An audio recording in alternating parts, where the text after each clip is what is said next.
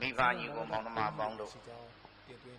ကိုဆောင်ထိန်လိုက်တဲ့သီလကိုလွန်ကျူးဖောက်ဖျက်ရင်အကုသိုလ်မြောက်ပါတယ်အဲ့ဒီအကုသိုလ်မျိုးကိုသဟာထိကအကုသိုလ်လို့ခေါ်တယ်ကိုယ်တိုင်တတ်ရင်ကိုရင်လိန်ရင်ညာရင်ပေါ့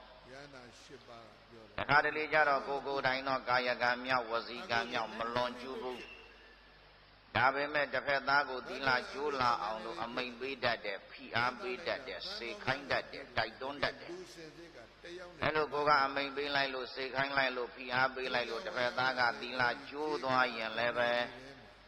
ကိုလောက်တာမဟုတ်ဘူးဆိုပြီးရှောင်လို့မရဘူးဒါလည်းအကုသိုလ်ပဲအဲ့ဒီအကုသိုလ်မျိုးကိုတော့အာနတ္ထိကအကုသိုလ်လို့ခေါ်ပါတယ်အခါတရံကြတော့ကိုယ်တိုင်လည်းသီလမကျိုးတစ်ဖက်သားကိုလည်းသီလကျိုးစေတတ်တဲ့စကလုံးဝဟာရတွေနဲ့မပြောဘူးအမိန်မပေးဘူးဒါပေမဲ့တစ်ဖက်သားသီလကျိုးခြင်းလာအောင်လို့အရိပ်အယောင်စကားတွေပြောတယ်ရေလာမြောင်းပေးစကားတွေပြောတယ်ဆွဲတရားတွေပြောတယ်နားလည်မှုလွယ်အောင်ပြောတယ်အဲ့လိုပြောလိုက်လို့တစ်ဖက်သားကသီလကျိုးသွားရင်လည်းပဲတပည့်တော်ပြောတဲ့စကားထဲမှာကိုးပါတတ်ပါလိမ္မာညာပါဆိုတဲ့စကားတခေါမှမပါဘူးဆိုပြီးရှောင်လို့မရဘူးဒါလည်းပဲအကုသိုလ်တစ်မျိုးပဲအဲ့ဒီအကုသိုလ်တစ်မျိုးကိုတော့ဝဏ္ဏဘာဒနာအကုသိုလ်လို့ခေါ်တယ်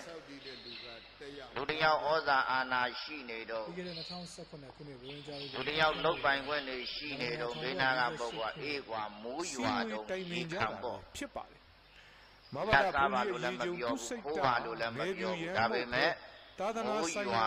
ဘွဲမှလည်းရရှိမထားပါဘူးဆိုတော့နားထောင်တဲ့ပုဂ္ဂိုလ်ဟာဒါပေမဲ့သူ့ကိုသူတော့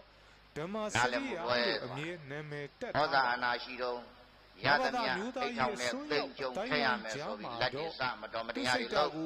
ဒုတိယဝိလုပ်တဲ့ပုဂ္ဂိုလ်ကသီလကျိုးတယ်ပြောတဲ့ပုဂ္ဂိုလ်လည်းအကုသိုလ်မြောက်တယ်အဲ့ဒီအကုသိုလ်မျိုးကိုတော့တမကဝဏ္ဏဘာဒနာအကုသိုလ်လို့ခေါ်တယ်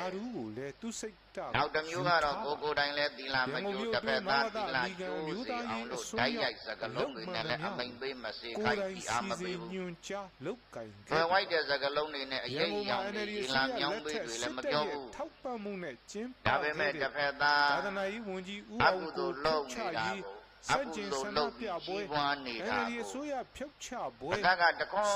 မှမပြောဘဲနဲ့စိတ်ထဲကအလိုတူလိုပါအားကြနေတယ်အဲ့ဒါလည်းအကုသိုလ်တစ်မျိုးပဲ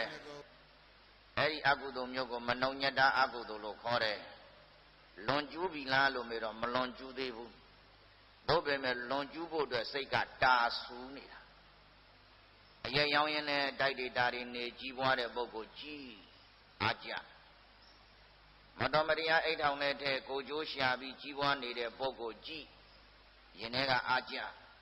အဲ့ရင်ထဲကအားကြနေတာလည်းပဲအကုသိုလ်တစ်မျိုးပဲကိုလည်းအခွင့်အခါသိရင်သူ့နေရာရောက်ရင်ဒီလိုပဲမဟုတ်တာတွေသိမ့်ကြုံလုံးမှာပဲလို့ကိုယ်စိတ်ကိုညှော့ထားရရောက်တယ်အဲ့ဒါမျိုးကိုမနှုံညတာအကုသိုလ်လို့ခေါ်တယ်